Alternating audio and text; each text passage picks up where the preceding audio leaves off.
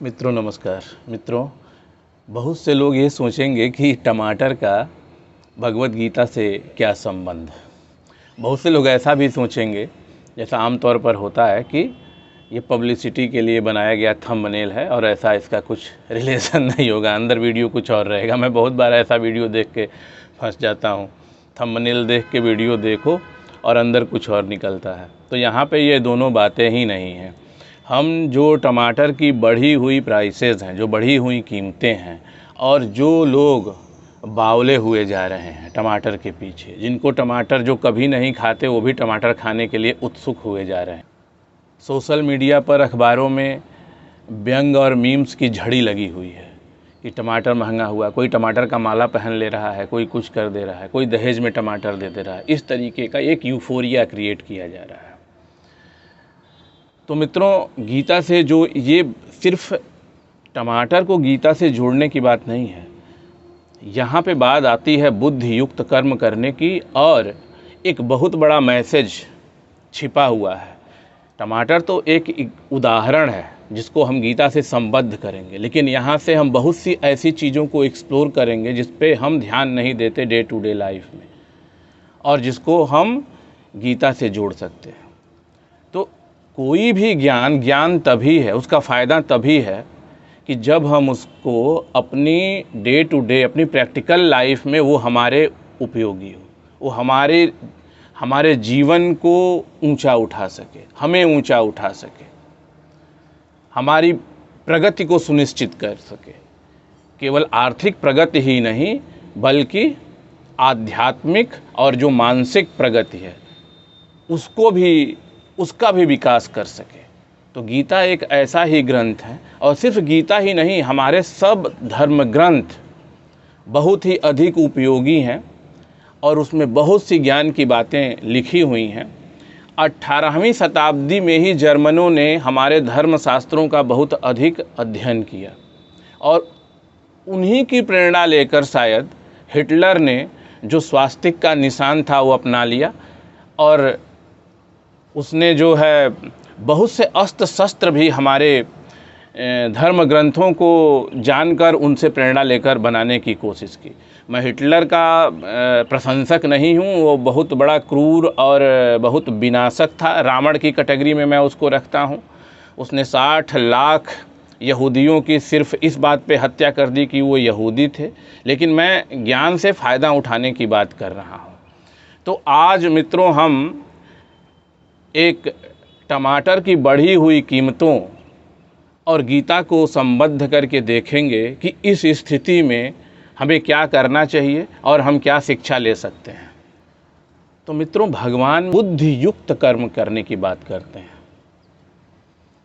भगवान कहते हैं कि इंद्रियों से अधिक श्रेष्ठ मन है, मन से अधिक श्रेष्ठ बुद्धि है, और बुद्धि से अधिक श्रेष्ठ आत्मा है, आत्मा सर्वश्रेष्ठ है।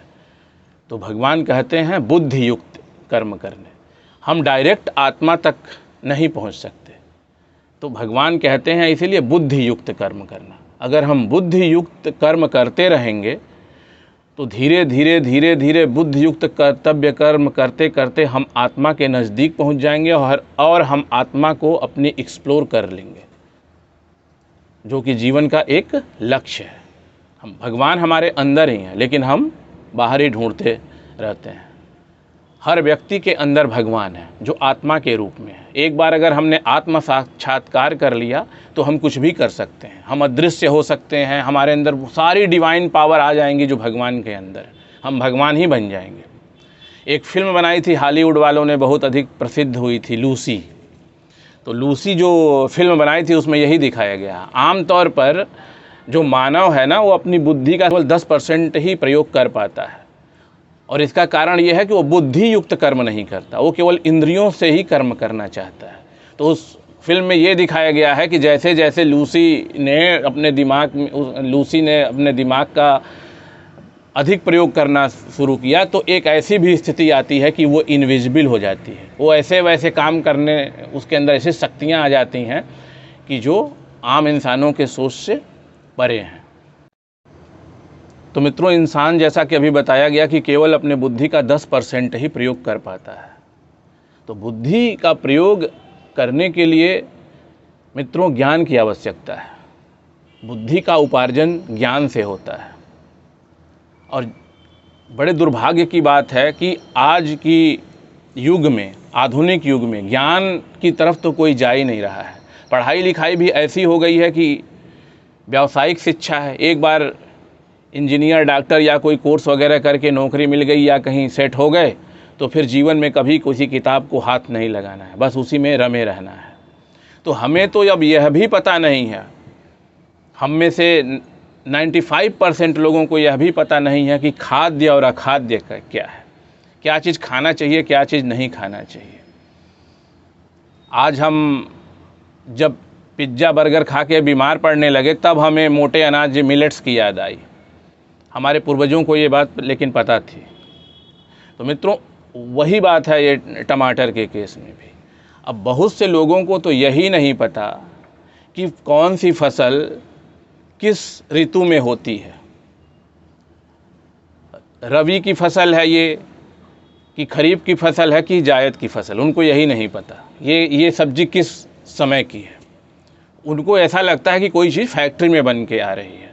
हम लोग जब छोटे थे, हमारे उम्र के जो लोग भी होंगे, तो हमें, अभी बहुत पुरानी बात नहीं है, मैं आपको 90s की बात बता रहा हूँ कि जब इतना ज़्यादा ट्रांसपोर्टेशन की सुविधाएं इतनी ज़्यादा नहीं थी, तो ये जो गोभी या फूल गोभी अब हर मौसम में हमें यहाँ दिल्ली में मिलती है, पत्ता गोभी हर मौसम में मिलती है, क्योंकि भारत बहुत बड़ा है, कहीं न कहीं वो चीज़ होती रहती है, तो हमें यहाँ पे उपलब्ध हो जाती है। कुछ कोल्ड स्टोरेज से भी चीज़ें आ जाती हैं। तो हम, बहुत से लोग यहाँ पे जो बच्चे हैं ना, भूल गए हैं कि कौन सी ऋतु में कौन सी सब्जी होती है। तो अब है क्या कि हर मौसम में हर चीज़ चाहिए होता है। तो मैं आपको बता रहा था कि जब हम लोग बचपन में थे तो गोभी और टमाटर जो था वो मार्च में ही गायब होता था और सीधे फिर दर्शन अक्टूबर में जाके होते थे। 6 महीने तक टमाटर, गोभी, पालक, इनके दर्शन ही नहीं होते थे, पता ही नहीं चलता था कि ये कहाँ गए। फिर अचानक से आता था तो बहुत अच्छा लगता था खाने में। जैसे ही गोभी आती थी तो मन करता था गोभी की सब्ज़ी खाएं, टमाटर की चटनी खाएं, इतना मन करता था खाने का। लेकिन अब तो हर चीज़ हर मौसम में मिल रही है और जब नहीं मिलती है तो लोग उसके लिए बवाल काटने लगते हैं। तो मित्रों सबसे पहले तो ये जानना ज़रूरी है कि टमाटर जो है वो कब होता है। तो टमाटर जो नॉर्थ इंडिया में बोने का, उत्तर भारत में, दक्षिण भारत में तो शायद होता भी नहीं होगा टमाटर, या कम होता होगा, या सर्दी में होता होगा जब वो हमारे यहाँ सर्दी आती है, क्योंकि टमाटर बहुत ज़्यादा सर्दी उसको नहीं चाहिए होती। इसको टेम्परेचर वही 20 से 25 डिग्री सेल्सियस का टेम्परेचर हो तो ये बहुत अच्छा ग्रो करता है, बहुत अच्छे इसमें फल आते हैं। तो नॉर्थ इंडिया में तो टमाटर अमूमन सितंबर अक्टूबर में बोते हैं और दिसंबर से लेके और मार्च तक, अप्रैल तक इसमें काफ़ी अच्छा फल आते हैं। तो हम टमाटर की यहाँ पे बहुत आयत हो जाती है उस समय।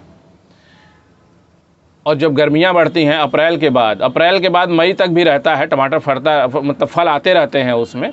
लेकिन जैसे ही पानी पड़ता है तो टमाटर एकदम से समाप्त हो जाता है नॉर्थ इंडिया में। और फिर खेतों को भी खाली करने की ज़रूरत होती है, खरीफ की फसल लगानी होती है किसानों को, तो इसलिए भी वो टमाटर चूँकि फल कम आ रहे होते हैं तो उनको हटा दिया जाता है और खरीफ की फसल, धान और मक्का और ये सब चीज़ें किसान लगाने का सोचने लगते हैं।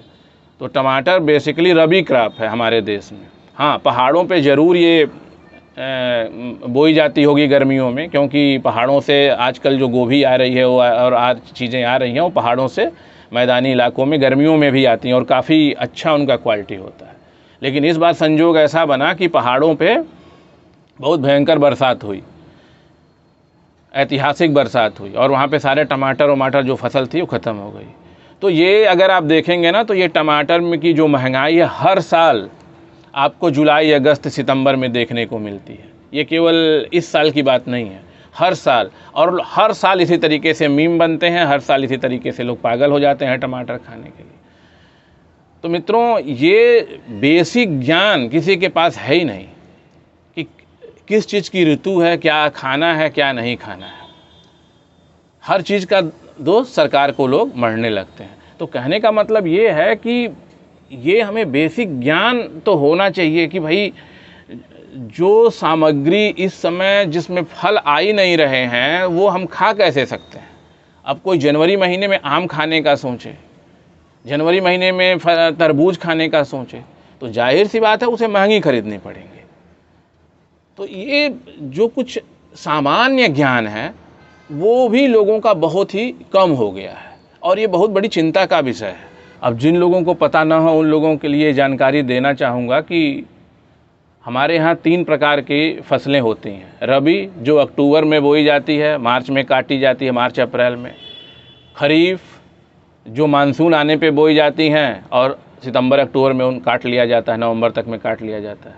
और जायद जो फरवरी मार्च में उगाई जाती हैं और जून तक आते आते उनको काट लिया जाता है। तो ये 3 तरह की जो हैं फसलें हमारे देश में उगाई जाती हैं। जो गेहूं है वो रबी क्रॉप है, चावल जो है वो खरीफ क्रॉप है, और मक्का जो है, मक्का 2 टाइम में होता है। मक्का जायद क्रॉप भी है और खरीफ क्रॉप भी है, पूरी गर्मियों में होता है। उसको पानी दीजिए तो मई में भी अच्छा आप मार्च में लगा दीजिए और अपना जून में काट लीजिए, और फिर उसके बाद से आप जून जुलाई में भी लगा दीजिए और उसको जो है अक्टूबर में काट लीजिए। अरहर जो है, जो अरहर हम लोग बोते हैं वो पूरे 1 साल में तैयार होती है। अरहर जो है वो बोई जाती है कब? जब खरीफ क्रॉप के रूप में बोई जाती है, लेकिन उसकी जो कटाई होती है वो होती है रबी क्रॉप में जाके। मतलब वो बुआई होती है उसकी जून जुलाई में और वो कटती है जाके मार्च में। तो कुछ ऐसी भी फसलें होती हैं। तो ये सामान्य ज्ञान सबको जानकारी होनी चाहिए, तो हम वो चीज़ें खा पाएंगे जो सीजनल हैं। अब पता ही नहीं है कि सीजन किस चीज़ का चल रहा है, तो अनसीजनल चीज़ें खाते हैं हम लोग और बीमार भी पड़ जाते हैं। तो मित्रों, ये जो गीता से जोड़ने का जो तात्पर्य है वो यही है कि हमें बुद्धि युक्त कर्म का हर फील्ड में करना चाहिए। गीता सिर्फ ये नहीं है कि गीता पाठ हो रहा है तो हम ऐसे हाथ जोड़ के बैठ गए और उससे कुछ सीखा नहीं। गीता जीवन के हर पहलू पर, और ज्ञान का मतलब ये है कि वो आपके उठने में, बैठने में, बोलने में, खाने में, पीने में, त्यागने में, हर चीज़ में वो ज्ञान आपका परिलक्षित होना चाहिए, तो भी ज्ञान का फ़ायदा है। तो हर जगह हमें अपने बुद्धि युक्त कर्म करना चाहिए, और बुद्धि जो है उसका उपार्जन हमें ज्ञान से करना है। तो हमेशा हमें चीज़ों को जानने का, समझने का, सामान्य ज्ञान समझने का प्रयत्न करते रहना चाहिए, और बेसिक नॉलेज हर चीज़ का हमें होना चाहिए। तभी हम जीवन में आगे बढ़ पाएंगे, अपने आप को स्वस्थ रख पाएंगे, अपने परिवार को स्वस्थ रख पाएंगे, और अपनी लिमिट भी जानेंगे कि हमें कहाँ जाके रुक जाना है, किस समय रुक जाना है।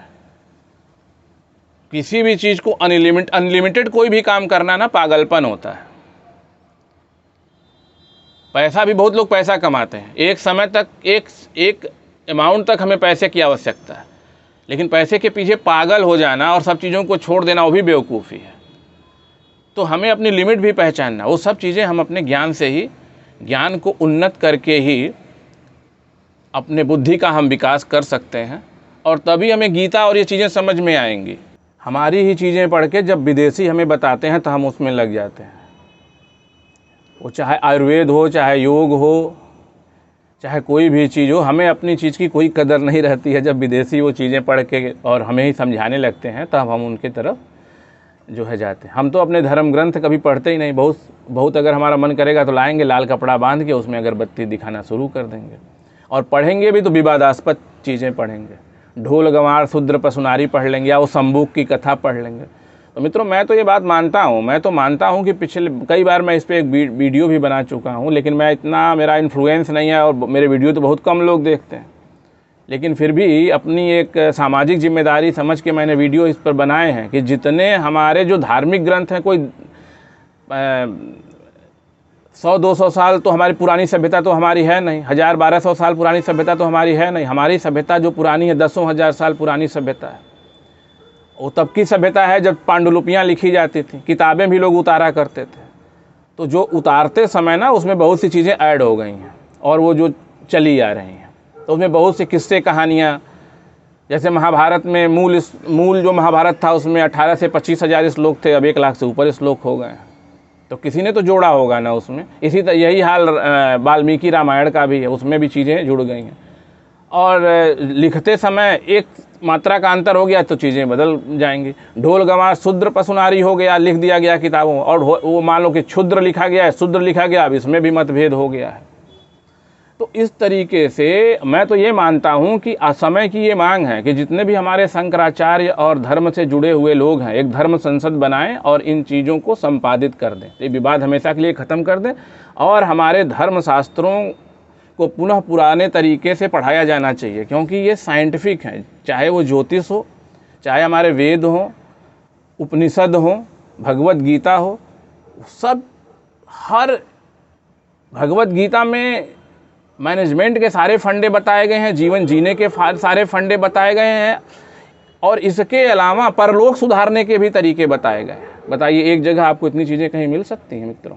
कहीं नहीं मिलेंगी। तो मित्रों, प्रसंगवश ये वीडियो मैंने बनाया है, तो मेरे वीडियो आप देखते होंगे जिसमें आपको गीता ज्ञान बताता हूँ, और मैं आपको ज्योतिष भी बता रहा हूँ। लेकिन कोई भी ज्ञान जब तक हम अपने व्यवहारिक जीवन में उसको उतारे नहीं और उससे हमें उसका लाभ हमें ना मिले, तो वो ज्ञान अर्थहीन हो जाता है।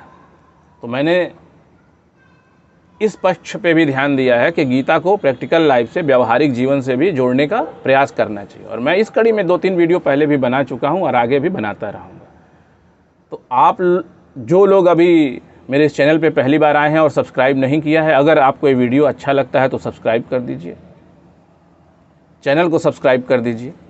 और अगर आपको यह वीडियो अच्छा लगा तो अपने मित्रों और शुभचिंतकों के साथ शेयर कर दीजिए, और कमेंट करके हमें ये बताइए कि हमें और क्या करना चाहिए कि जिससे कि इस प्रोग्राम को और बेहतर बनाया जा सके। तो अभी के लिए मुझे आज्ञा दीजिए। धन्यवाद।